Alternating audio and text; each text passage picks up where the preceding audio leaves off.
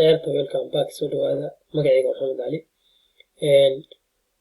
horey min igu aragna ka soo muuqdo channelkan laakiin channelkan waxaan saa ogtiin waxa iskale Daljir Official laakiin waxaan jeclaystay inaan dhalinyarada asxaabteyda ama walaalahayga ah aan faa'iideeyo cashiro ku saabsan sida software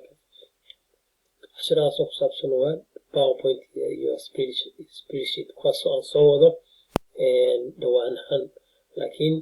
marka ugu horeysa waxaan jeclaystay inaan ka bilaabo topic quseeyo Word lagu sameeyo marka khayrta waxaan leeyahay haddaa ku cusub tihiin channelkan subscribe saar haddaa horey ka mid ahayd asxaabta ku xiranna fadlan la soco muuqaaladeena soo socda oo ku xigo comment share kana hadee waxa sugin waana mahadsantihiin marka cashirkii ayaan bilaabayaa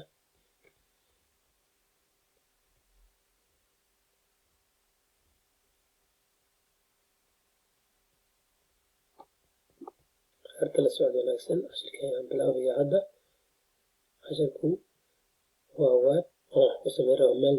match maxaa la dhahaa mail match si ogsoon doon baxad haddaa rabto inaad staff ama dad wax u dirto warqadna u dirto si aad ugu diri lahayd saad ugu diri kartaa maxaa laga rabaa ugu horeyn markaad Word qorayso Word ku farbadan yahay laakiin mail match waa qayb software loo isticmaalo Word sida adoo xafiis jooga ama ayaa rabta inaad u dirto warqadii waxaa rabtaa dadka address-yadoodii xaafadoodii meesha jooga inaad u dirto taasna badanaa way adag tahay laakiin hal mar inaad u dirto rabtaa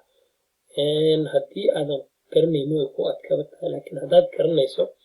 inkasta badan ay garanayaan laakiin dadkaan garanayna ayaan jecelahay inaan u faa'iideyno walaalaheena marka la socod wanaagsan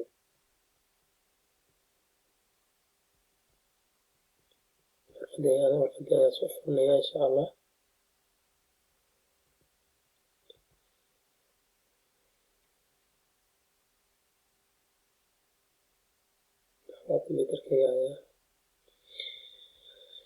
saarkiisiina warqada ayaa halkaa iniga muuqato warqadaas waxaa ku qoran 14 January inaan sameeyey 2022 warqadaasaa ka muuqato waa Ingiriishaan ayay ku qoran tahay laakiin haddaan fasiro waxa waaye qaali ama diyaas sababta qalinbo waxaan qabanaynaa hadallo ku saabsan bii'ada kuwaasoo ka dhaca macnaha meesha howlka ka dhaco waa meel oo howl waa taqaaniin talaado kasta aan qabanaa oo bil kasta talaado kasta bilkan ku jirta ayaan qabanaa marka waxaan rajeynaa inaad naga soo qayb qaadato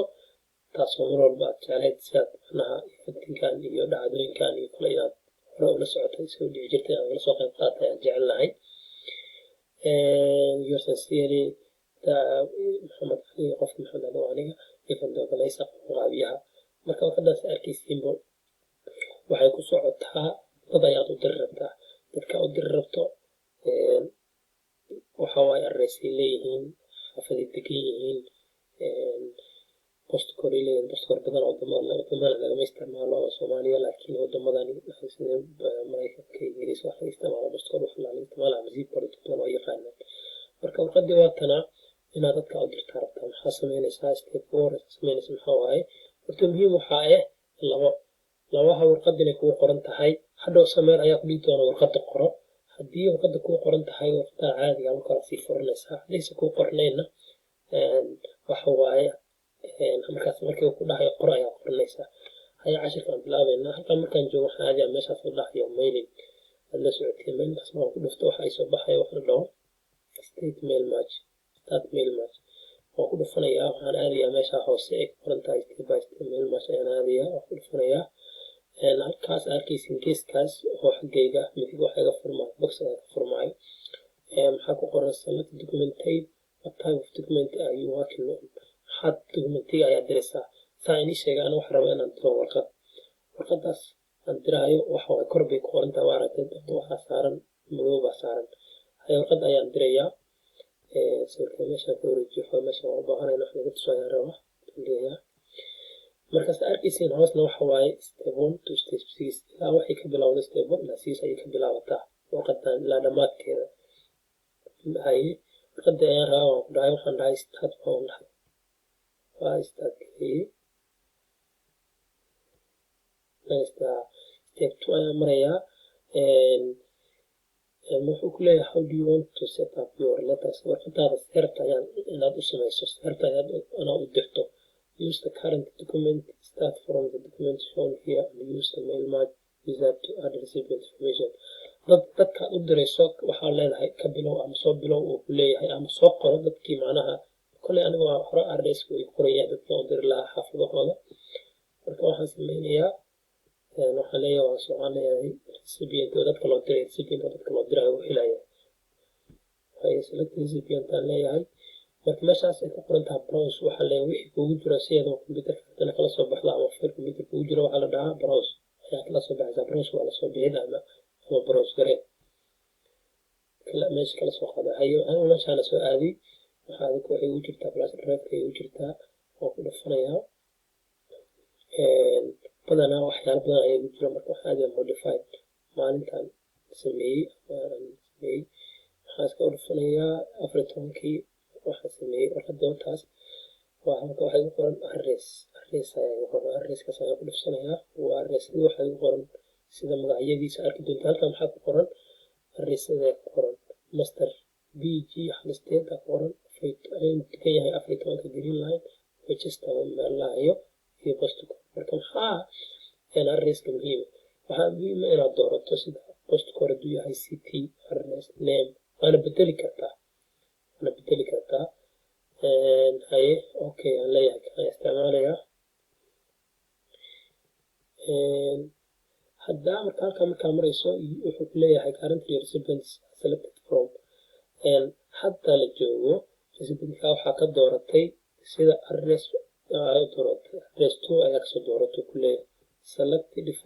different list ma dooranaysaa edit recipient edit garee sida wax uga bedesho ama ugu darto أنا حنا مقدرين waxaan dhahayaa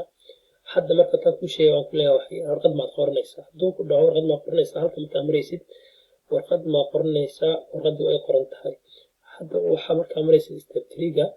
write your letter warqadaada qornaysaa waa sii soconaysaa 4 ayaa maraya 4 markaa marayo waxaa laga rabaa meeshii oo arraysda aan qori lahaa marka badanaa waxaa inaad u banayso meel dhigto dadkan arraysadoodii meeshii ku qori lahaayeen diya badanaa waa ku qoran tahay marka laba mid kor waxaa ku qoran arrays block iyo green line iyo green line ka hor green line waa sida diya sa oo madam hello friend waxaas dhan waxaa dhahaa green line waa salaanta macnaha marka salaanta already waa iskaga qornayd daartuna waa ku darsan kartaa halkaas axmed kartaa hadda rabtana marka waxaa arrays block aan isticmaalaya marka arrays block waa ku dhifto maxaa saari doonaa barfiiriye okay saas buu noqon doonaa uu leeyahay meeshaan boxka ka meesha u jiro master bg hashtag 15 green Manchester saas uu soo qori doonaa marka saas buu leeyahay haye marka wuxuu leeyahay markaan afarta marayo step 4 ka marayo talaabada afraad wuxuu leeyahay review iyo letter qadar ma review oo sawirta ma arki rabta inta warqadii sameeyo warqadii aan arkaa marka saa arkaysiin oo ka muuqda shaashada waxa waa maxay soo qof magaciisii iyo lambarka guriga ka degnaa iyo magaalada degnaa iyo postcode-kii ayaa soo postcode-ka badanaa waxa la isticmaalaa dibada marka waa lambar la isku garto oo qofka waxaa fududkiya iyo degayaa وكاس مركز arkaysiin halkan maxaa kala kaasi muuqda meesha recipient ku qoran tahay mee qof ayaa qadayda filaya mee qof ayaa qadan u dir raba marka waxa ku ogaan kartaa meesha recipient ku qorta tagaysa geeska u soconaysa recipient labo qof baa heli doonta 3 afar 5 qof ayaa u diray qadayda oo kala qofka ugu dambeeya waa Maxamed Cali waa magaciisa kooska qoray waa macnaha qiyaas iyo meesha dignahay شيء كمان كل ما جسر دقينا لكن شكل كان واحد ديني مركا سأل كيسين هو حقوق قرن إلى الشن حدا سوي عليه كيار أفر قف كلام يعيس وحيال بدنا ناخذ ذكرتها مركا حضرت مركا ماشى مريسيد وحي كرتا ديتي ريسيبينتي أما فاين ريسيبينتي qof waa raadin kartaa saad qof magaciisa u bedesho meeshuu degan yahay haye complete mail match maan leeyahay markaas waan dhamaystirayaa halkaas markaan dhamaystiro aan mail match waa dhamaystira hadda wax uma baahna inaan sii raaciyo marka waxaa samayn kartaa dadka warqad maadaama aad warqad samaysatay ama aad qortay waxaad warqad u dirto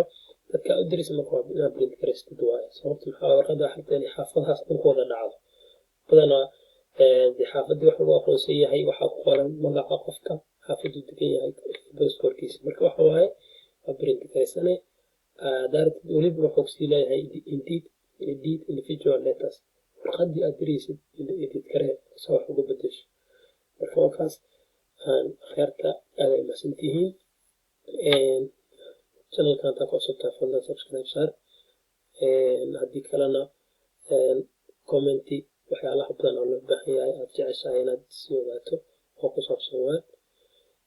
kule cashiro badan oo soo wadnaa ku saabsan PowerPoint iyo spreadsheet mahadsantihiin